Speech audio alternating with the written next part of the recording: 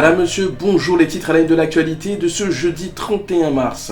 L'ancien député Arnel Bélizaire blessé par balle à Port-au-Prince. Le militant politique Arnel Bélizaire a été la cible d'une attaque armée hier au niveau du Bel Air, quartier dans la périphérie de Port-au-Prince. L'ancien député qui a participé avant hier à la journée de mobilisation contre l'insécurité dans la capitale a reçu pas moins de 4 projectiles selon cette source. Arnel Bélizaire tentait de traverser un quartier tenu par des gangs avec un char musical utilisé pour animer les parcours de manifestation lorsqu'il a été pris pour cible.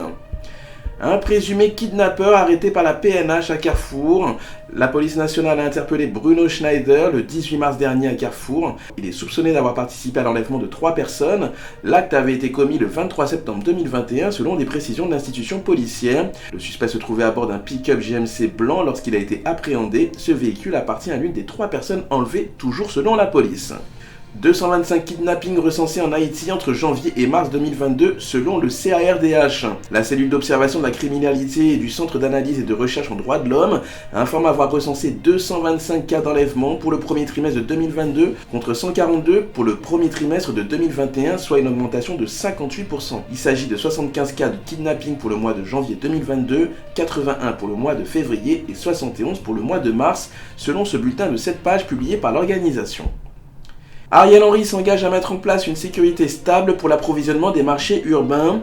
À l'occasion de la 37e conférence régionale de la FAO pour l'Amérique latine et les Caraïbes, qui se tient à Quito en Équateur, le Premier ministre Ariel Henry a pris la parole hier par visioconférence autour des préoccupations du pays qui compte 43% de la population, soit à peu près 5 millions de personnes en situation d'insécurité alimentaire et accrue. Ces gens vivent une phase de crise sans précédent et nécessitent une assistance d'urgence pour la période allant de mars à juin 2022, a fait savoir le Premier ministre.